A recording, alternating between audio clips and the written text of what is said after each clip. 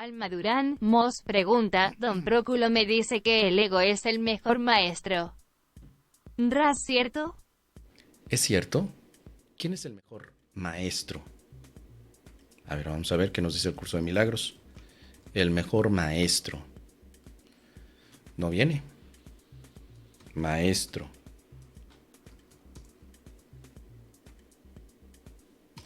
Como maestro tenemos la palabra y aparece en 384 resultados.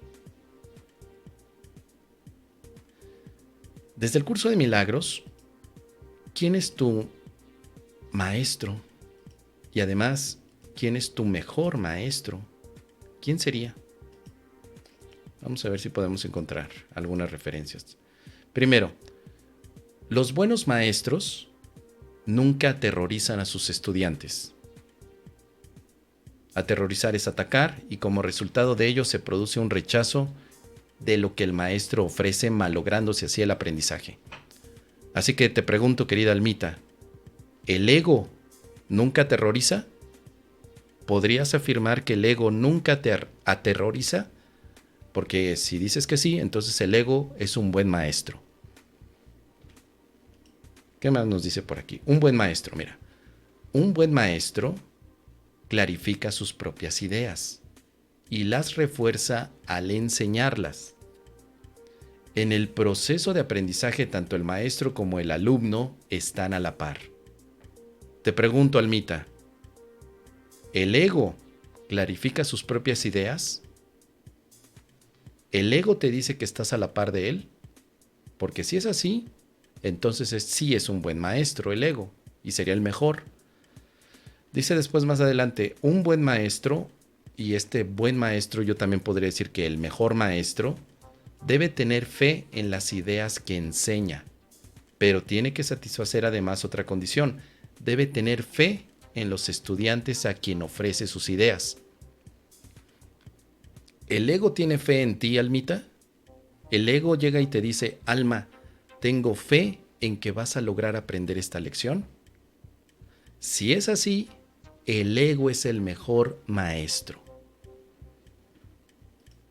¿Qué más tenemos aquí como referencia de los buenos maestros? Un buen maestro debe, todo buen maestro, a ver, todo buen maestro debe impartir o espera impartir a sus estudiantes tanto de lo que él mismo ha aprendido que algún día dejen de necesitarle. Pregunta, ¿el ego te dice, te voy a enseñar todo para que un día dejes de necesitarme? Si es así, el ego es el mejor maestro que te puedas imaginar. ¿O será que el ego te dice, no, tú estás condenada a que yo toda la vida te diga cómo son las cosas? Dice por aquí, este es el verdadero y único objetivo del maestro. Es imposible convencer al ego de esto porque va contra todas sus leyes, pero recuerda que las leyes se decretan para proteger la continuidad del sistema en que cree el que las promulga. Sigamos adelante. ¿Qué otras características debe de tener el mejor maestro para nosotros? ¿Cuáles? Dice por aquí, los egos pueden chocar en cualquier situación, pero es imposible que el espíritu choque en absoluto. Si percibes a un maestro simplemente como un ego más grande, sentirás miedo, ya que agrandar un ego es aumentar la ansiedad que produce la separación. El ego es un maestro que representa algo más grande que tú, algo menos que tú. ¿Con el ego sientes miedo? Seguimos adelante. Enseñaré contigo y viviré contigo si estás dispuesto a pensar como pienso yo, pero mi objetivo será siempre eximirte finalmente de la necesidad de un maestro. De acuerdo a las condiciones que estamos viendo en un curso de milagros, el mejor maestro es aquel que te acompaña, que te ofrece una manera de ver las cosas, pero que al final te exime de la necesidad de tenerlo contigo. Esas son las cualidades de un buen maestro, que además un buen maestro para un curso de milagros es aquel que no te ataca, aquel que no te juzga, pero que te acompaña, aquel que no te produce miedo. Un buen maestro tiene paciencia. como nos dice esta sección. Los maestros tienen que tener paciencia y repetir las lecciones que enseñan hasta que se aprendan. Última pregunta, Almita, porque de aquí nos podemos ir pa'l real con un montón de cuestionamientos. ¿Acaso tu ego es paciente? ¿Tu ego te tiene paciencia, Almita? Si dices que sí, entonces el ego es un buen maestro. ¿En quién encontramos todas estas cualidades? Definitivamente te puedo compartir desde mi propia experiencia, no podría yo decir que el ego es un buen maestro. Al menos no hacia el objetivo que yo quiero alcanzar. No es un buen maestro para la paz el ego, pero sí es un buen maestro para la guerra. Para la guerra el ego es uno de esos maestros buenísimos. El ego es un buen maestro para la culpa. El ego es un buen maestro para la separación. El ego es un buen maestro para el ataque y la defensa. El ego es un buen maestro para y el resentimiento. El ego es un buen maestro para hacerme creer que las ilusiones son verdad. El ego es un buen maestro para el conflicto. Solo que aquí hay un detalle. A mí me interesa la paz. Entonces, como me interesa la paz, el mejor maestro que yo pueda tener es un maestro de paz, no un maestro de separación. Para mí, el ego no es un buen maestro de acuerdo al objetivo que yo quiero alcanzar, que es la paz. Si a don Próculo el ego le parece un buen maestro, pues tendrá sus motivos, tendrá sus razones. Quizá a don Próculo no le interesa la paz, le interesa la parte complicada, lo difícil, lo extraño, el resentimiento, el pasado. Por ejemplo, el ego es un buen maestro del pasado. Te enseña el pasado todo el tiempo. Es un maestrazo del pasado el ego. Si a don Próculo le interesa el pasado, pues por supuesto que el ego le parecerá un buen maestro. A mí no me interesa el pasado, a mí me interesa Dios. Entonces mi maestro es Dios, directamente. Así, sin ningún tipo de intermediarios. Dios a través del Espíritu Santo me marca el camino y es mi maestro. Ahora, no me interesa el ego, no lo puedo hacer mi maestro. Esta es una sutil diferencia porque fuera de un curso de milagros, por supuesto, está el camino. Por ejemplo, para los chamanes, si tú te pones a leer los libros de Carlos Castaneda, un buen maestro es el pinche tirano, y el pinche tirano es tu ego reflejado. El camino del guerrero, de la toltequidad de Carlos Castaneda, no te pone al Espíritu Santo como maestro, te pone los madrazos y los fregadazos como maestros. Y probablemente don Próculo, pues quizá le encanta el palazo. Hay gente que dice, para mí el verdadero maestro es el que me da de nalgadas, el que me regaña todo el tiempo, el que me hace ver las cosas porque me habla con pura leperada o malas palabras, como decimos en México, con muchas groserías. Ese maestro que me dice, yo soy tu ego, y como soy tu ego, véngase para acá y te da un zape y te da un coco en la cabeza. Ese es un maestro, Mos. Ese sí es un maestro porque confronta a los estudiantes. Me recordaba el caso de Isha.